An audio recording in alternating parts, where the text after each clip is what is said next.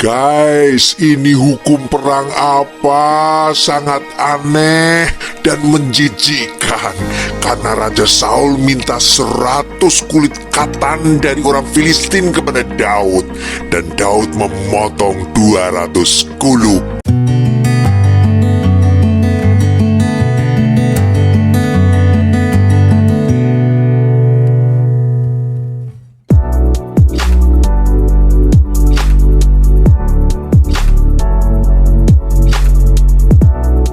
Sederetan peristiwa buruk dalam kepemimpinan Saul yang sama sekali tidak menggambarkan sebagai pemimpin yang takut akan Tuhan. Bagaimana tidak?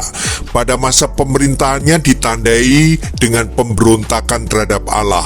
Saul tidak sabar untuk menunggu kedatangan Samuel untuk memimpin upacara persembahan kurban sebelum ia memimpin peperangan melawan bangsa Filistin dalam kitab 1 Samuel 13, dan ia menolak perintah untuk menghabisi orang Amalek dan seluruh ternaknya dalam 1 Samuel 15. Akibatnya Saul ditolak Allah dan ia digantikan oleh Daud.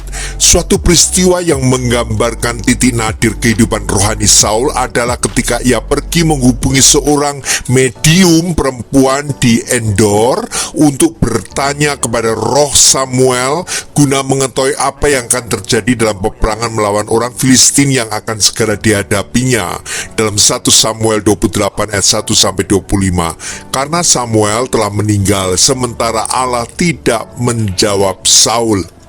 Saul telah melakukan semacam ritual penyembahan berhala, maka dari itu Tuhan tidak berkenan lagi terhadap Saul. Saul lebih memilih ego dan nafsu dibanding kesetiaannya kepada Tuhan. Maka dari itu Tuhan mengutus Samuel untuk mengangkat Daud sebagai raja baru umat Israel.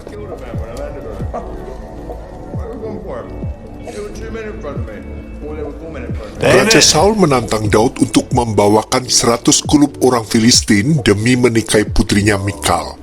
Daud tanpa ragu-ragu melakukan tantangan ini dengan sukses.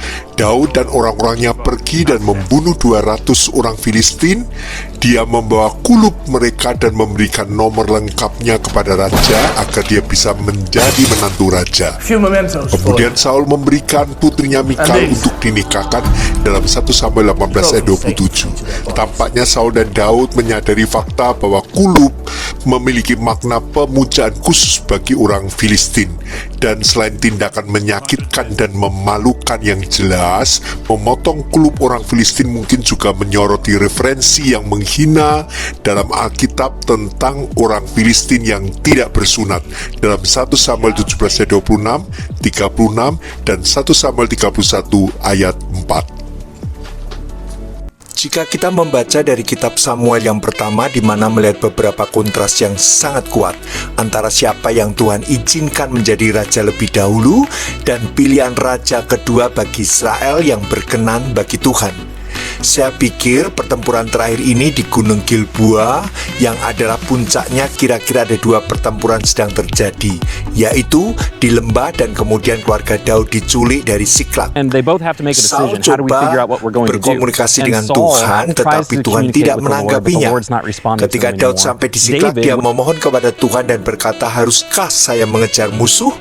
Di sisi ini kejatuhan terakhir daripada Saul sebagai raja, dan sekaligus setelah 10 tahun Daud menjadi sebagai raja yang baru yang akan memperluas dan menstabilkan pertempuran Israel.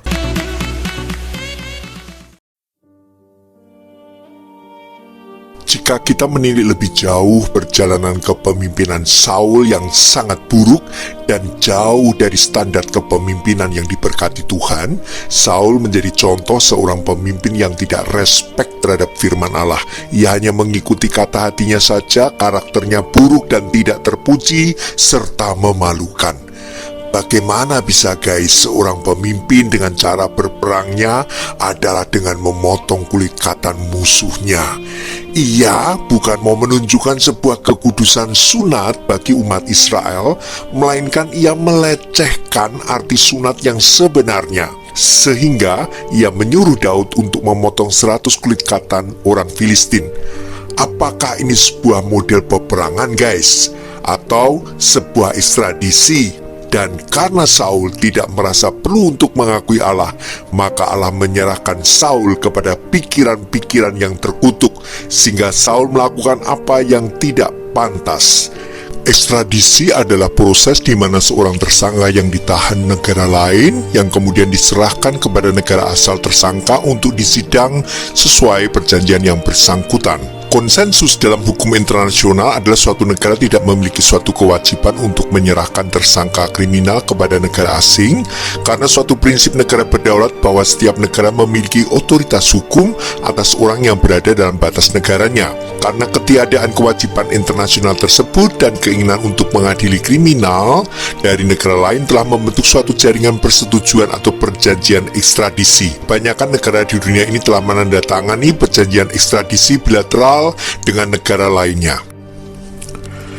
Sebagai negara yang dikendalikan oleh rezim otoriter, hal ini juga berdampak kuat pada para penghuni tahanan yang mengalami berbagai penderitaan dan segala nestapa yang sangat perih. Hal ini jelas-jelas membuktikan praktek kejahatan kemanusiaan kepada para tahanan yang melanggar hukum hak asasi manusia.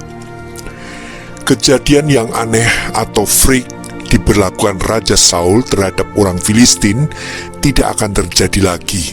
Saat ini ada misi dukungan bagi situasi akibat perang dan para tahanan oleh Dewan Keamanan Perserikatan Bangsa-Bangsa.